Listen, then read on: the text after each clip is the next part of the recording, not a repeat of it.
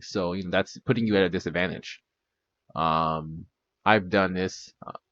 My last my lead at my last job told me I'm the new lead. Didn't ask if I wanted to do it or anything. So yeah, I guess this person here just kind of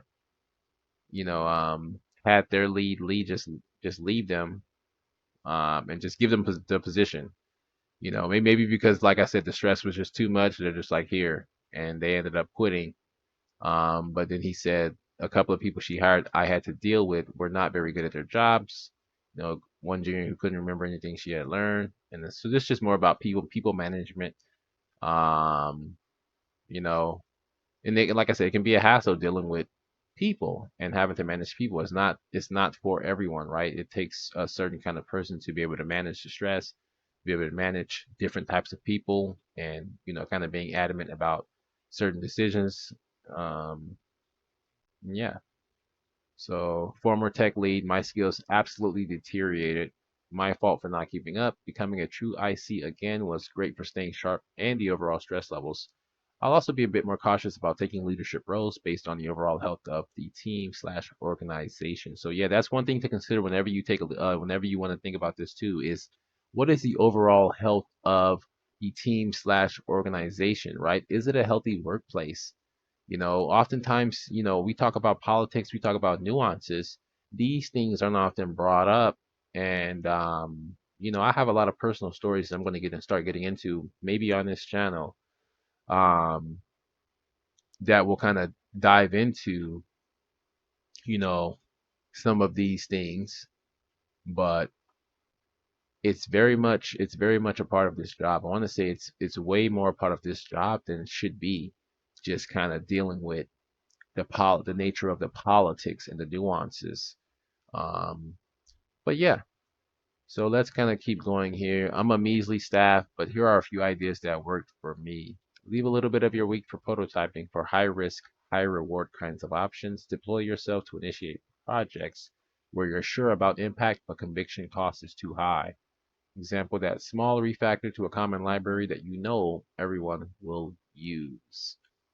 Maybe not the most efficient, but I do sometimes allow myself to slack off, quote unquote, by doing some coding I enjoy, even if the impact is not definitively clear. I've been trying to get an ORM I like recently. Gotta keep saying.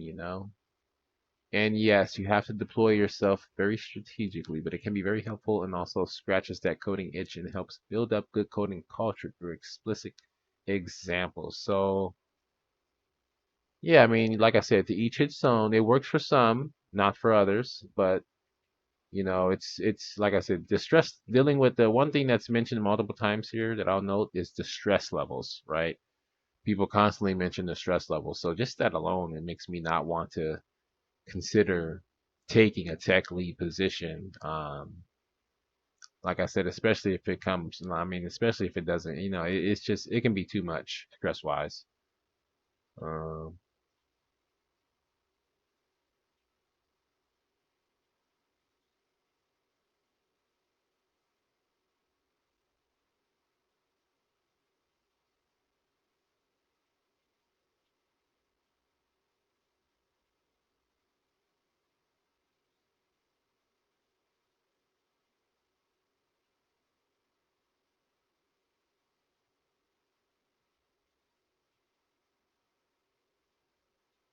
so yeah,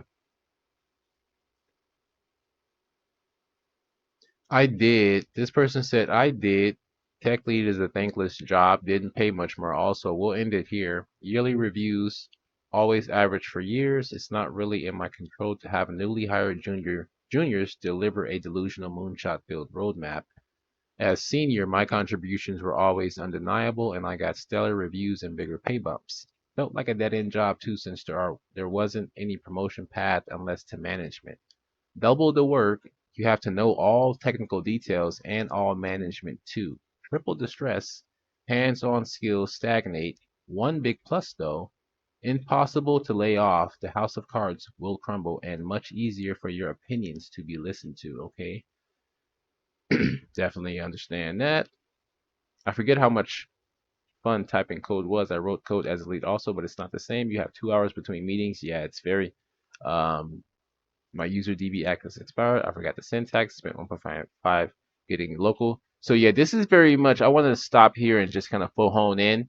This is very much the coding process for any juniors, for any aspiring engineers who are in their mom's basement, for anyone out there, seniors. This is the coding. This is the coding process, right? You have to very much get into a flow state when you're trying to code and get things done. And this is very much the process when you have 2 hours between meetings. Um, this is what happens. My DB access, my user database access expired. So now that's something you have to fix and do before you can actually start working. I forgot the syntax. So now you have to pull up a reference, you know what I mean? And then constantly reference back and forth, right? As far as just figuring out how to do sometimes even simple things because you can't hold everything in your brain. It's just too many languages. It's just the IT is just too vast. Programming itself is too vast. So spent 1.5 getting local to work again. So I mean, this is something I definitely have experience with. I mean, especially working in the context of maybe a huge repo or a huge application where maybe multiple teams are contributing, right? Things break and things can break often. So you'll often spend an hour and a half, 2 hours, three, just getting your local to work again, right? And so now 30 minutes left to code. So it's like now you got 30 minutes. So typing code and how much are you going to get done in 30 minutes, right? It's going to take you 10 minutes just to actually get to where you have to get to just to be, to start actually. I mean, it depends on what you're doing. If you're making an adjustment or if you're, creating a new feature from scratch. Like I said, man, it's not easy to use 30 minutes to get into a flow state of coding.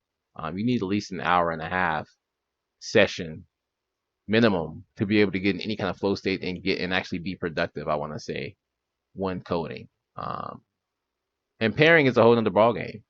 Don't even get me started on that. Typing code as a senior when you have a local environment well oiled and at your fingertips and the whole day ahead is a whole different level of fun. It sure is. So I'll stop it there. This video is going on 16 minutes. So I hope you guys enjoyed and learned something there. For anyone who is aspiring to get into this industry, check out some of the courses offered here on the website. That'll be linked up in the description box below. Like I said, very affordable. There's a free blog also, and so there's much that you guys can learn from this channel if you guys are thinking about getting into software engineering. I want to say there is a time clock because AI is here and you're not just competing with others in this field like myself, you're competing with AI and AI tools, right? So, with that being said, I'll end it here. Thank you guys for tuning in. Make sure you guys like the video and subscribe. And as always, keep coding.